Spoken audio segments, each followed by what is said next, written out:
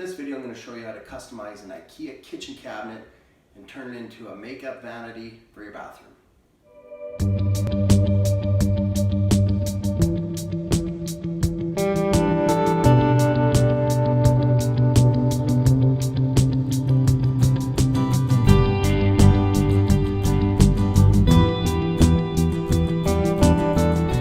Hey everyone, I'm Cody with Up to Code. And don't forget, if you like the video, like and subscribe, send me a comment, let me know what you think.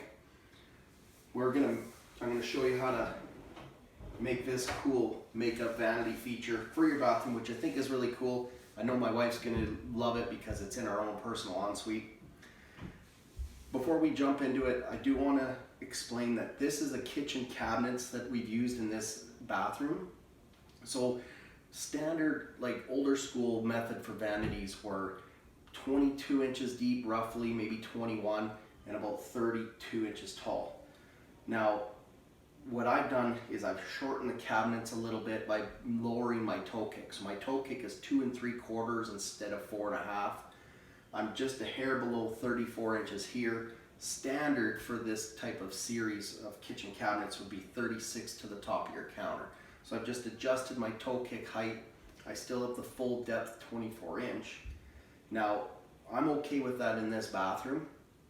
And at the end, I'll give you a little bit of information of maybe a couple of ways that you can customize the depth. So I'll give that info at the end of this video. Plus I'll also show you I got my custom shower going in. It's almost done. I just got to hook up the fixtures. But anyway, let's jump into it and I'll show you how we did it.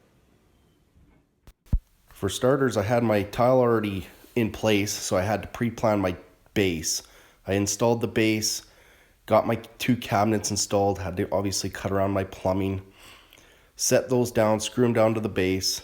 Then I put my first side panel on, took some scribing and some cutting to get it to match the floor, because well, actually the wall was out of plumb, so it just took me a little monkeying around to get that panel set. And then I got that all finished up.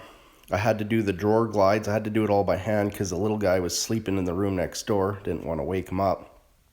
Same thing with the doors. Obviously, you guys know this stuff. It's fairly simple. Get it all put together. Put the other door on.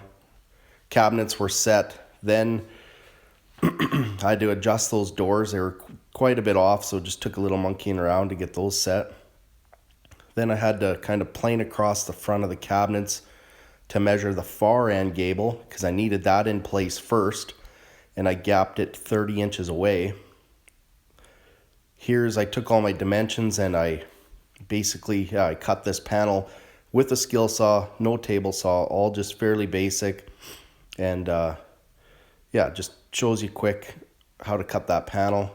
Got the one side cut for height, then I cut the depth because it was a little bit tapered. It was out of the back wall was out of plumb again.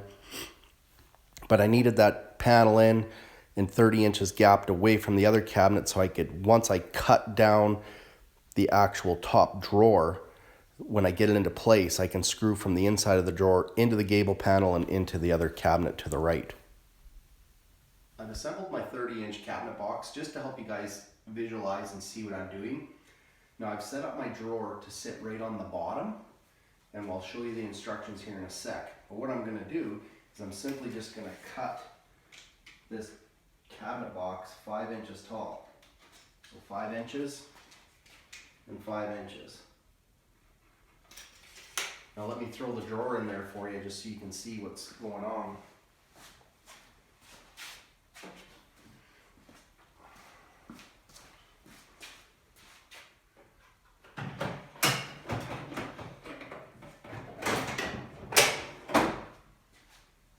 Okay, so that's the drawer. It fits properly because I followed the instructions properly. I can adjust it up and down. Now, the front itself is only 4 7/8, but the system is designed that you can go 6 5-inch drawers to be 30 inches. There's 5-inch, 10-inch, 15-inch. So it doesn't matter the combination. It's just they base it on those even numbers. So the drawer front is an 1/8 inch smaller just to leave those little bit of room. So I know for a fact I can cut it at 5 inches and I'll be good to go. I'll just show you quick. Now I have a video on this where I show you how to interpret the instructions so you install the drawers and everything properly. So there's this guy that you have to follow. Look at that other video, I describe it in better detail. So I want this cabinet with the smallest drawer on the bottom, and I just follow where to put my rails. And then when I assemble the cabinet as well, I just follow the instructions. I build the framework. Then I get to a point where I have these drawers. So I go to page 11. I go to page 11, so it gives me a choice. Am I doing the small drawer on the front or small drawers above? I'm doing a small drawer at the bottom.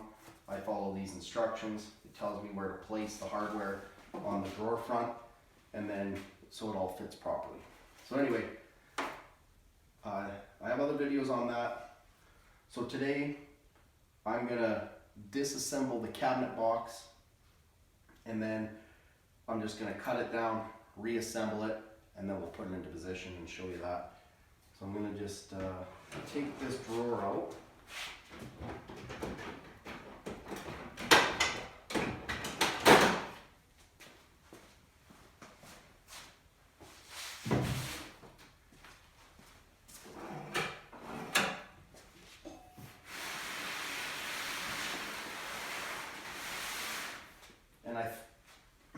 And I thought to myself, maybe to save myself some math, is I'll just mark from the very bottom. I'll mark 5" on the gable panel, and then just transfer that over onto the back panel. And that way I don't have to calculate what the back panel is going to get cut at.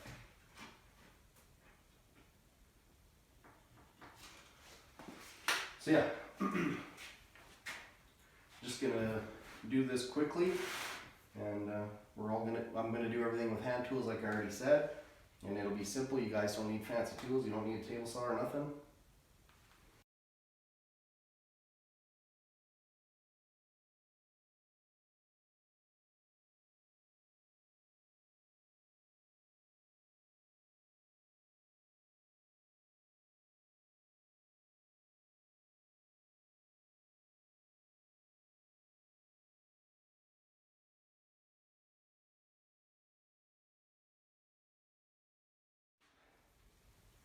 Pretty incredible how fast I am, hey? It's just amazing.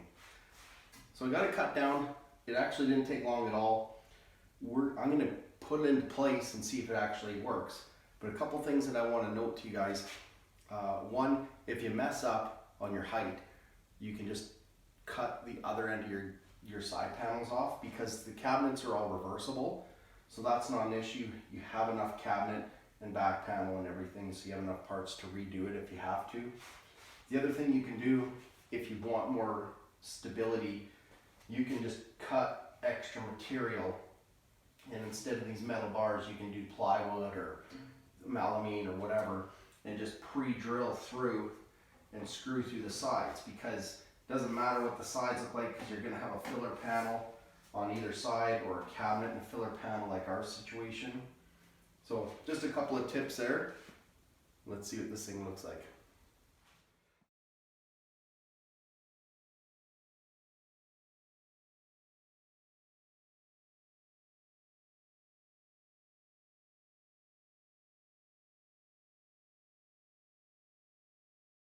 Moment of truth, let's see if this bad boy fits.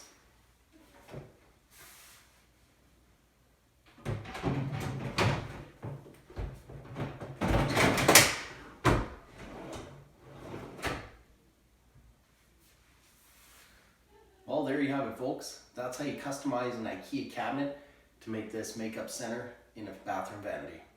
I haven't made a video on this before, so that's why I'm going to explain it in this one, hopefully really quick. And I will make a video on this now that I'm thinking about it. But in the past, this is what I've done, is if I wanted to make it a little more shallow, sometimes you have to allow a door to fit properly. So if you want to shorten the depth, make it 21 or 22 inches, you can do that. So this sink cabinet, you can just cut the back off, shorten it, put the back panel back on. I usually just tack it to the back of where my cut is, slam it back. If you use my custom plywood bases, then you don't really have to fasten it to the wall. You can just fasten it down to the base. There's other things too, I won't get into it. But for the drawers, you can't cut the drawers down, they're already made. But what you can do is buy the IKEA 15-inch deep drawers or boxes or cabinets or whatever. So they're 15 inches deep instead of 24. So then what you do is whatever depth you cut your sink cabinet back to, then you just make this cabinet flush with the sink one.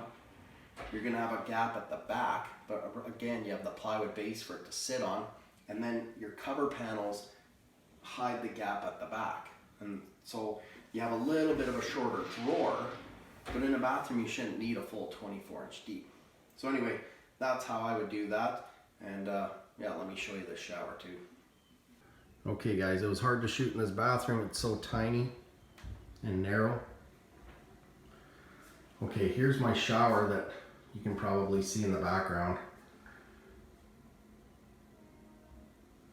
What's cool about this is the floor is actually slanted towards the wall, and if you look closely, there's like a little grout line that has no grout, and that's where the water drains. So it's a big long rectangular trough that the water flows down. I'm doing a Ryobell shower valve and just waiting to finish the tile in the niche, grout it, and then I'm good to go. Then my glass is actually going to just cover the vanity past a little bit, and I won't have a door on there. It'll just be a curbless walk-in shower. And then the reason my electrical's off to the left there is so I can have a full width mirror for my bathroom. Oh yeah, and I want to show you guys something, a little insider tip. I'm hopefully going to start remembering to do this. This end gable panel sticking past, and it should be flush. So there's just a little insider info. You can light me up if you don't like it. Anyway, thanks for tuning in, everyone.